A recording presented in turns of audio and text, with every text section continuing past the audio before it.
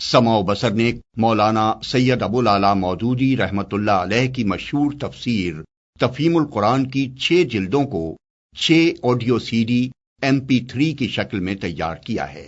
بسم اللہ الرحمن الرحیم، اللہ کے نام سے جو رحمان اور رحیم ہے۔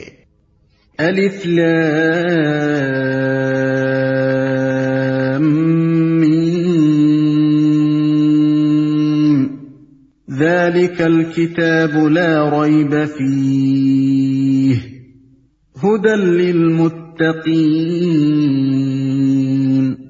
الذین یؤمنون بالغیب ویقیمون الصلاة ومما رزقناہم ينفقون۔ یہ اللہ کی کتاب ہے، اس میں کوئی شک نہیں ہے، ہدایت ہے ان پرہیزگاروں کے لیے جو غیب پر ایمان لاتے ہیں، نماز قائم کرتے ہیں، جو رزق ہم نے ان کو دیا ہے اس میں سے خرچ کرتے ہیں۔ الف لام میم، یہ حروف مقطعات قرآن مجید کی بعض صورتوں کے آغاز میں پائے جاتے ہیں۔ جس زمانے میں قرآن مجید نازل ہوا ہے اس دور کے اسالیب بیان میں اس طرح کے حروف مقطعات کا استعمال عام طور پر معروف تھا۔ خطیب اور شعراء دونوں اس اسلوب سے کام لیتے تھے، چنانچہ اب بھی کلام جاہلیت کے جو نمونے محفوظ ہیں ان میں اس کی مثالیں ہمیں ملتی ہیں۔ اس استعمال عام کی وجہ سے یہ مقطعات کوئی چیزتا نہ تھے جس کو بولنے والے کے سوا کوئی نہ سمجھتا ہو، بلکہ سامعین بالعموم جانتے تھے کہ ان سے مراد کیا ہے۔ یہی وجہ ہے کہ قرآن کے خلاف نبی صلی اللہ علیہ وسلم کے ہم عصر مخالفین میں سے کسی نے بھی یہ اعتراض کبھی نہیں کیا کہ یہ بے معنی حروف کیسے ہیں جو تم بعض صورتوں کی ابتدا میں بولتے ہو، اور یہی وجہ ہے کہ صحابہ کرام رضوان اللہ تعالی علیہم اجمعین سے بھی ایسی کوئی روایت منقول نہیں ہے کہ انہوں نے نبی صلی اللہ علیہ وسلم سے ان کے معنی پوچھے ہوں۔ بعد میں یہ اسلوب عربی زبان میں متروک ہوتا چلا گیا اور اس بنا پر مفسرین کے لیے ان کے معنی متعین کرنا مشکل ہو گیا، لیکن یہ ظاہر ہے کہ نہ تو ان حروف کا مفہوم سمجھنے پر قرآن سے ہدایت حاصل کرنے کا انحصار ہے، اور نہ یہی بات ہے کہ اگر کوئی شخص ان کے معنی نہ جانے گا تو اس کے راہ راست پانے میں کوئی نقص رہ جائے گا۔ لہذا ایک عام ناظر کے لیے کچھ ضروری نہیں ہے کہ وہ ان کی تحقیق میں سرگرداں ہو۔ یہ اللہ کی کتاب ہے، اس میں کوئی شک نہیں ہے۔ اس کا ایک سیدھا سادہ مطلب تو یہ ہے کہ بے شک یہ اللہ کی کتاب ہے، مگر ایک مطلب یہ بھی ہو سکتا ہے کہ یہ ایسی کتاب ہے جس میں شک کی کوئی بات نہیں ہے۔ دنیا میں جتنی کتابیں امور ما بعد طبیعت اور حقائق ما برائے ادراک سے بحث کرتی ہیں وہ سب قیاس و گمان پر مبنی ہیں، اس لیے خود ان کے مصنف بھی اپنے بیانات کے بارے میں شک سے پاک نہیں ہو سکتے، خواہ وہ کتنے ہی یقین کا اظہار کریں۔ لیکن یہ ایسی کتاب ہے جو سراسر علم حقیقت پر مبنی ہے، اس کا مصنف وہ ہے جو تمام حقیقتوں کا علم رکھتا ہے، اس لیے فی الواقع اس میں شک کے لیے کوئی جگہ نہیں۔ یہ دوسری بات ہے کہ انسان اپنی نادانی کی بنا پر اس کے بیانات میں شک کریں۔ ہدایت ہے ان پرہیزگاروں کے لیے، یعنی یہ کتاب ہے تو سراسر ہدایت اور رہنمائی، مگر اس سے فائدہ اٹھانے کے لیے ضروری ہے کہ آدمی میں چند صفات پائی جاتی ہوں۔ ان میں سے اولین صفت یہ ہے کہ آدمی پرہیزگار ہو، بھلائی اور برائی میں تمیز کرتا ہو، برائی سے بچنا چاہتا ہو، بھلائی کا طالب ہو اور اس پر عمل کرنے کا خواہش مند ہو۔ رہے وہ لوگ جو دنیا میں جانوروں کی طرح جیتے ہوں، جنہیں کبھی یہ فکر لاحق نہ ہوتی ہو کہ جو کچھ وہ کر رہے ہیں وہ صحیح بھی ہے یا نہیں، بس جدھر دنیا چل رہی ہو یا جدھر خواہش نفس دھکیل دے یا جدھر قدم اٹھ جائیں اسی طرف چل پڑتے ہوں، تو ایسے لوگوں کے لیے قرآن میں کوئی رہنمائی نہیں ہے۔ جو غیب پر ایمان لاتے ہیں، یہ قرآن سے فائدہ اٹھانے کے لیے دوسری شرط ہے۔ غیب سے مراد وہ حقیقتیں ہیں جو انسان کے حواس سے پوشیدہ ہیں اور کبھی براہ راست عام انسانوں کے تجربے و مشاہدے میں نہیں آتی، مثلا خدا کی ذات و صفات، ملائکہ، وحی، جنت، دوزخ وغیرہ۔ ان حقیقتوں کو بغیر دیکھے ماننا اور اس اعتماد پر ماننا کہ نبی ان کی خبر دے رہا ہے، ایمان بالغیب ہے۔ آیت کا مطلب یہ ہے کہ جو شخص ان غیر محسوس حقیقتوں کو ماننے کے لیے تیار ہو صرف وہی قرآن کی رہنمائی سے فائدہ اٹھا سکتا ہے۔ رہا وہ شخص جو ماننے کے لیے دیکھنے اور چکھنے اور سونگنے کی شرط لگائے اور جو کہے کہ میں کسی ایسی چیز کو نہیں مان سکتا جو ناپی اور تولی نہ جا سکتی ہو، تو وہ اس کتاب سے ہدایت نہیں پا سکتا۔ نماز قائم کرتے ہیں، یہ تیسری شرط ہے۔ اس کا مطلب یہ ہے کہ جو لوگ صرف مان کر بیٹھ جانے والے ہوں وہ قرآن سے فائدہ نہیں اٹھا سکتے۔ اس سے فائدہ اٹھانے کے لیے ضروری ہے کہ آدمی ایمان لانے کے بعد فوراً ہی عملی اطاعت کے لیے آمادہ ہو جائے، اور عملی اطاعت کی اولین علامت اور دائمی علامت نماز ہے۔ ایمان لانے پر چند گھنٹے بھی نہیں گزرتے کہ مؤذن نماز کے لیے پکارتا ہے، اور اسی وقت فیصلہ ہو جاتا ہے کہ ایمان کا دعویٰ کرنے والا اطاعت کے لیے بھی تیار ہے یا نہیں۔ پھر یہ مؤذن روز 5 وقت پکارتا رہتا ہے، اور جب بھی انسان اس کی پکار پر لبیک نہ کہے، اسی وقت ظاہر ہو جاتا ہے کہ مدعی ایمان اطاعت سے خارج ہو گیا ہے۔ پس ترک نماز دراصل ترک اطاعت ہے، اور ظاہر بات ہے کہ جو شخص کسی کی ہدایت پر کاربند ہونے کے لیے ہی تیار نہ ہو، اس کے لیے ہدایت دینا اور نہ دینا یکساں ہے۔ یہاں یہ بھی سمجھ لینا چاہیے کہ اقامت صلاۃ ایک جامع اصطلاح ہے۔ اس کے معنی صرف یہی نہیں ہے کہ آدمی پابندی کے ساتھ نماز ادا کرے، بلکہ اس کا مطلب یہ ہے کہ اجتماعی طور پر نماز کا نظام باقاعدہ قائم کیا جائے۔ اگر کسی بستی میں ایک شخص انفرادی طور پر نماز کا پابند ہو، لیکن جماعت کے ساتھ اس فرض کے ادا کرنے کا نظم نہ ہو، تو یہ نہیں کہا جا سکتا کہ وہاں نماز قائم کی جا رہی ہے۔ جو رزق ہم نے ان کو دیا ہے اس میں سے خرچ کرتے ہیں۔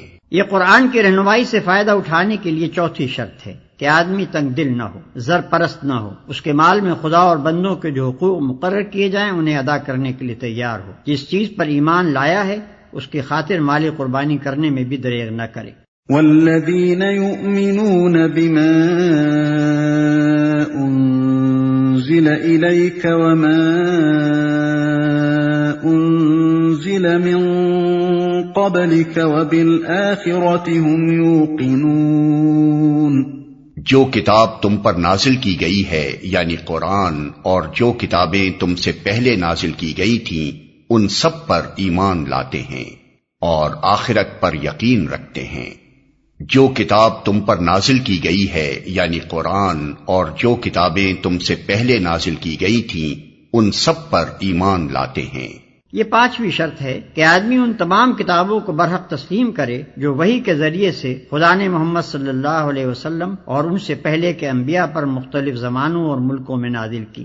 اس شرط کی بنا پر قرآن کی ہدایت کا دروازہ ان سب لوگوں پر بند ہے جو سرے سے اس ضرورت ہی کے قائل نہ ہوں کہ انسان کو خدا کی طرف سے ہدایت ملنی چاہیے، یا اس ضرورت کے تو قائل ہوں مگر اس کے لیے وحی اور رسالت کی طرف رجوع کرنا غیر ضروری سمجھتے ہوں، اور خود کچھ نظریات قائم کر کے انہی کو خدائی ہدایت قرار دے بیٹھیں، یا آسمانی کتابوں کے بھی قائل ہوں مگر صرف اس کتاب یا ان کتابوں پر ایمان لائیں جنہیں ان کے باپ دادا مانتے چلے آئے ہیں۔ رہی اسی سرچشمے سے نکلی ہوئی دوسری ہدایات تو وہ ان کو قبول کرنے سے انکار کر دیں۔ ایسے سب لوگوں کو الگ کر کے قرآن اپنا چشمہ فیض صرف ان لوگوں کے لیے کھولتا ہے جو اپنے آپ کو خدائی ہدایت کا محتاج بھی مانتے ہوں اور یہ بھی تسلیم کرتے ہوں کہ خدا کی یہ ہدایت ہر انسان کے پاس الگ الگ نہیں آتی بلکہ انبیاء اور کتب آسمانی کے ذریعے سے ہی خلق تک پہنچتی ہے، اور پھر وہ کسی نسلی و قومی تعصب میں بھی مبتلا نہ ہوں بلکہ خالص حق کے پرستار ہوں۔ اس لیے حق جہاں جہاں جس شکل میں بھی آیا ہے اس کے آگے سر جھکا دیں اور آخرت پر یقین رکھتے ہیں۔ یہ 6ٹھی اور آخری شرط ہے۔ آخرت ایک جامع لفظ ہے جس کا اطلاق بہت سے عقائد کے مجموعے پر ہوتا ہے۔ اس میں حسب ذیل عقائد شامل ہیں۔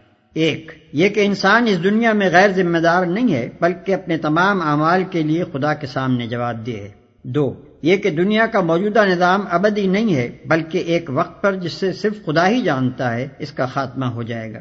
3 یہ کہ اس عالم کے خاتمے کے بعد خدا ایک دوسرا عالم بنائے گا اور اس میں پوری نوع انسانی کو جو ابتدائے آفرینش سے قیامت تک زمین پر پیدا ہوئی تھی بیک وقت دوبارہ پیدا کرے گا اور سب کو جمع کر کے ان کے اعمال کا حساب لے گا اور ہر ایک کو اس کے کیے کا پورا پورا بدلہ دے گا۔